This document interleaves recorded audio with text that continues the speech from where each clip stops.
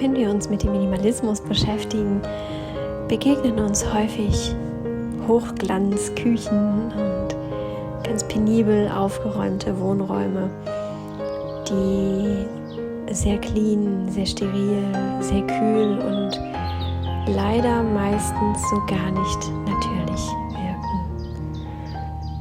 Die Naturverbundenheit, die Ursprünglichkeit, die Natürlichkeit, die vermisse ich sehr oft in den Darstellungen. Es ist eher so, dass der Eindruck erweckt wird, je cleaner und reiner, desto besser.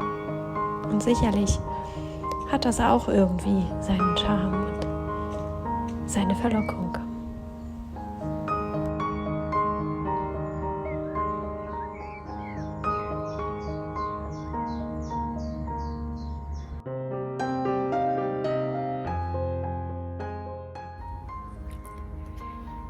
Tatsächlich ist es hier heute gar nicht so schön, wie wir es gedacht hatten.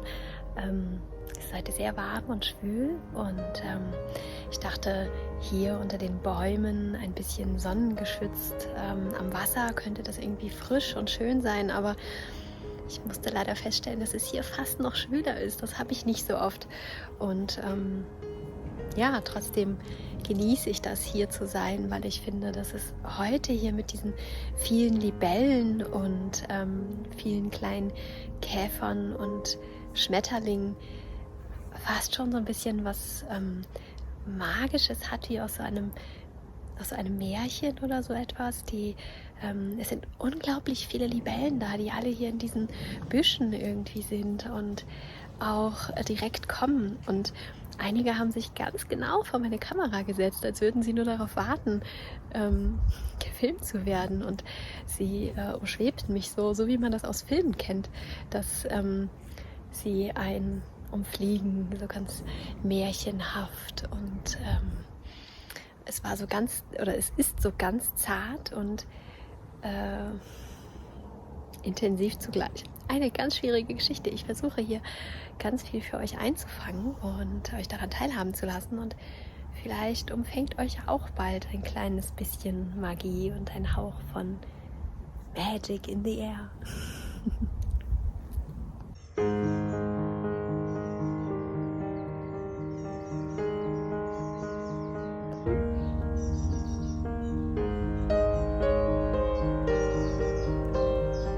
Tatsächlich lehrt uns die Natur aber den wahren und eigentlichen echten Minimalismus.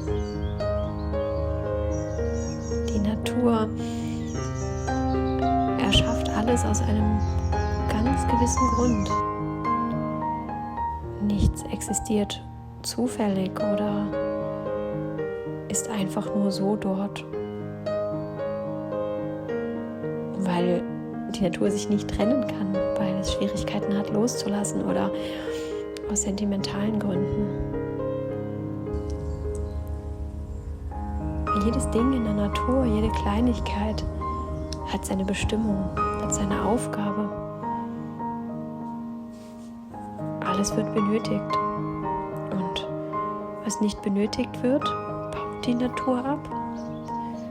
Und auch der Nachhaltigkeitsgedanke, den wir heutzutage versuchen zu leben, auch der existiert dort, denn was die Natur abbaut, wird recycelt und kommt der Natur dann auch wieder zugute.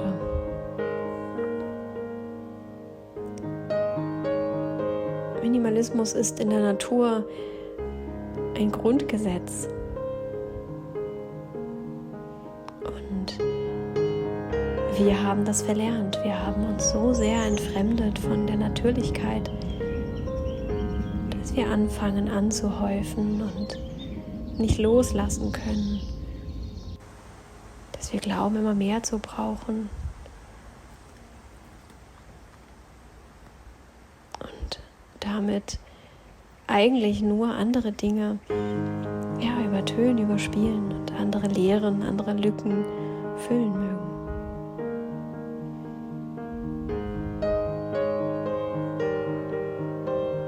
Ein Ausflug in die Natur, rauszugehen in den Wald oder sehe,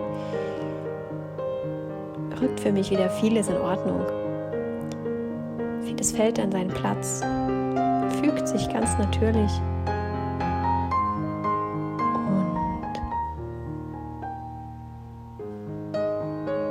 Und so ordnen sich auch die Vorstellungen und verlorene Ideale wieder ganz von selbst.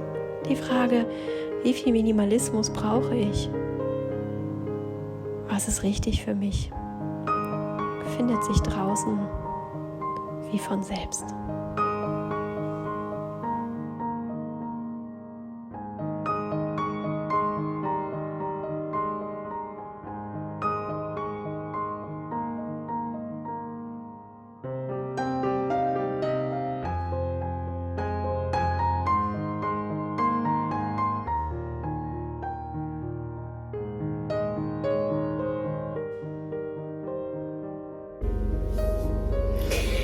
Hallo ihr Lieben! Ja, in der letzten Woche war es hier tatsächlich auch mal warm. Wir hatten hier noch nicht so viel Sommer. Ich habe mitbekommen, dass im restlichen Deutschland wohl es insgesamt sehr heiß und sehr warm und sehr trocken war.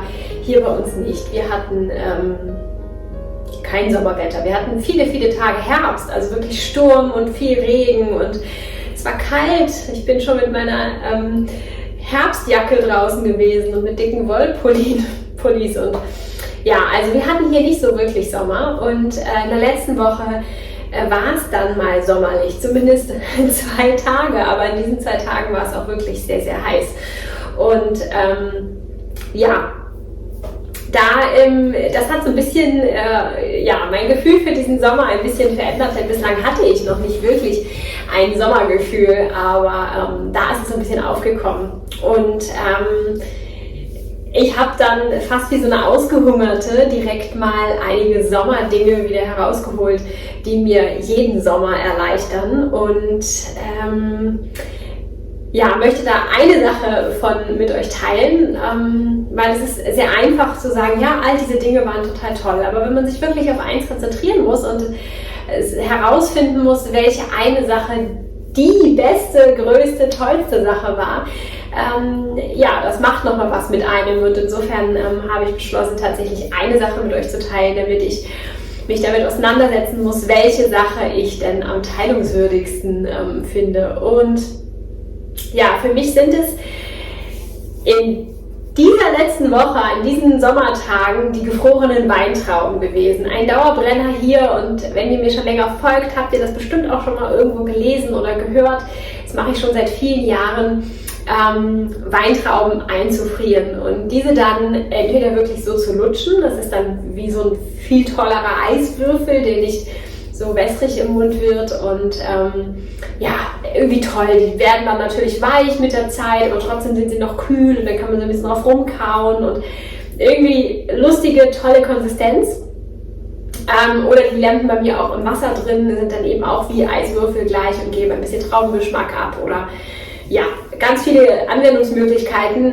Bei mir landen Weintrauben auch gerne im Gefrierfach. Und dazu nehme ich auch tatsächlich auch Trauben, die übrig bleiben. Ich fange dann immer schon früher an, bevor es dann wirklich heiß wird. Und da habe ich immer mal Trauben übrig, die nicht so gerne so schnell aufgegessen werden wollen, wie sie sonst verderben würden oder aus sonstigen Gründen übrig bleiben. Und die friere ich dann gerne ein. Das ist dann auch noch eine wunderbare Resteverwertung. Und hole ich dann an solchen heißen Tagen eben wieder raus. Und das habe ich in den letzten 2 Tagen, also in den letzten 2 Sommertagen, die wir hatten, praktiziert und mich mal wieder sehr darüber gefreut. Neben einigen anderen Sommeraktivitäten. Aber falls wir hier nochmal Sommer bekommen sollten, werde ich euch bestimmt davon erzählen, weil mich sicherlich die eine oder andere Sache davon dann auch an diesen Sommertagen erfreut und beglückt.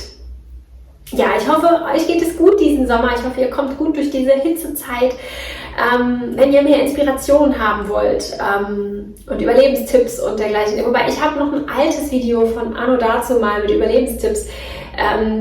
Ich weiß gar nicht, ob es aktuell online ist. Ich kann es einfach online stellen und dann könnt ihr da sonst auch nochmal schauen. Ich versuche es hier auch nochmal zu verlinken, irgendwie, irgendwo. Schaut gerne mal rein. Ansonsten Schreibt mich gerne an, folgt mir bei Instagram und lasst uns gemeinsam diesen Sommer verleben.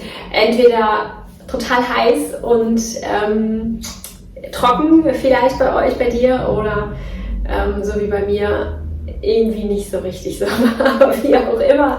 Wir haben Sommer und lasst ihn uns total schön machen, lasst uns das Beste draus machen, egal wie die Umstände sind. Und ich wünsche dir in diesem Sinne eine ganz, ganz tolle Woche.